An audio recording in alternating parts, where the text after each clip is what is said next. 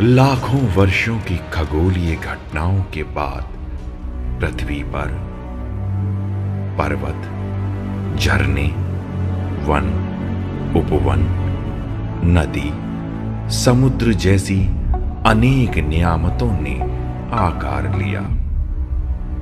असंख्य जीव जंतु और मानव अस्तित्व में आए। सभी जीव सीमित शक्तियों के कारण प्रकृति प्रदत्त संसाधनों का सीमित प्रयोग ही कर पाते हैं, जबकि मनुष्य को प्रकृति ने संपूर्ण संसाधनों के उपभोग हेतु बुद्धि, विवेक, स्वादेंद्रिय प्रदान करके समस्त जीवों में श्रेष्ठ बना दिया।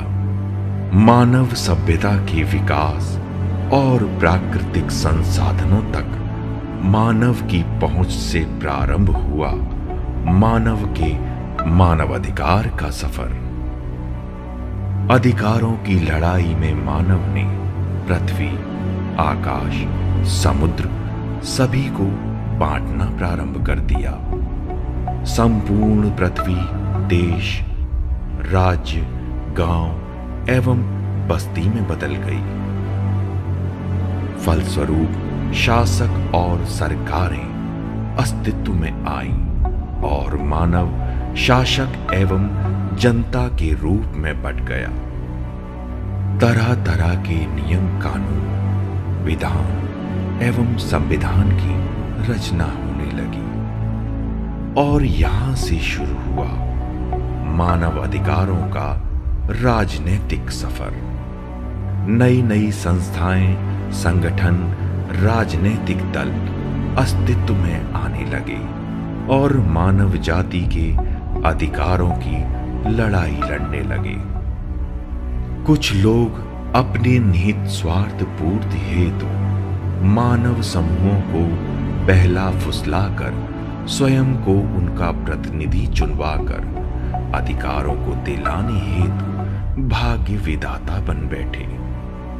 आम आदमी अपनी नियोक्ता की भूमिका भूलकर अपने बनाए प्रतिनिधियों से ही अपने अधिकार मांगने लगा।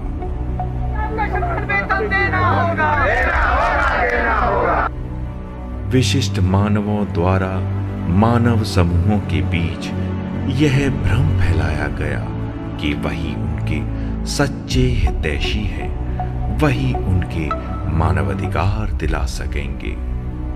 परिणाम स्वरूप समाज में वैमनस्यता बढ़ने लगी। इस लड़ाई में लोग मानवाधिकारों की मूल परिभाषा को संवैधानिक अधिकारों के अंतर्गत तरह तरह से परिभाषित करने लगे।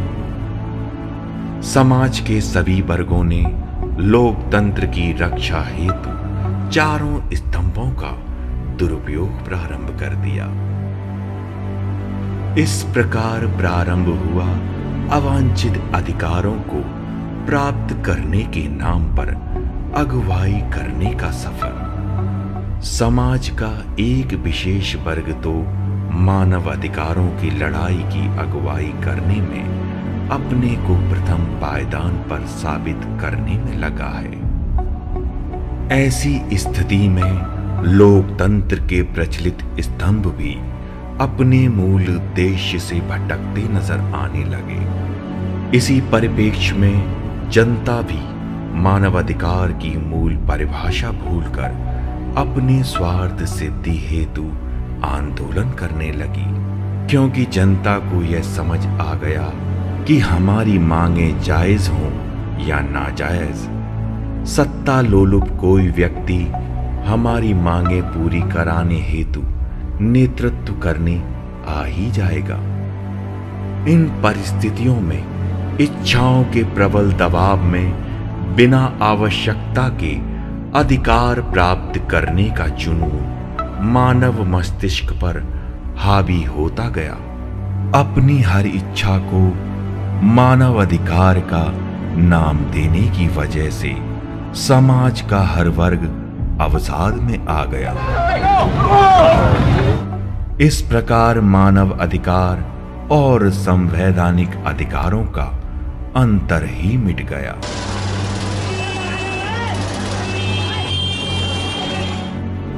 कुछ मानव अधिकारों की लड़ाइयों ने तो कुत्सित महत्वाकांक्षाओं का रूप ले लिया है।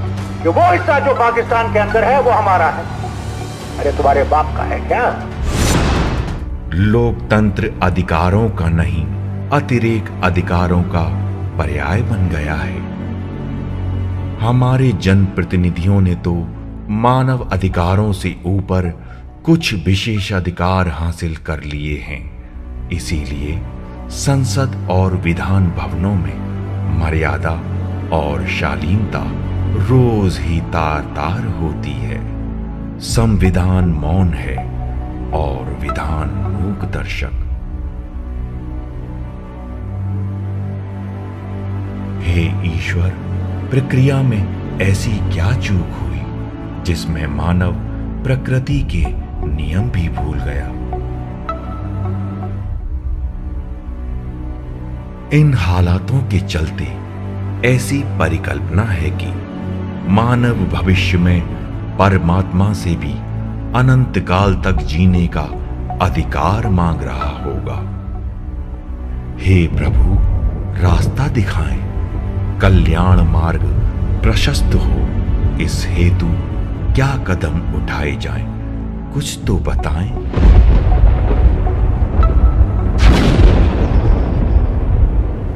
वत्स, ध्यान से सुनो। मानवाधिकार शब्द मानवों द्वारा रचित शब्द है।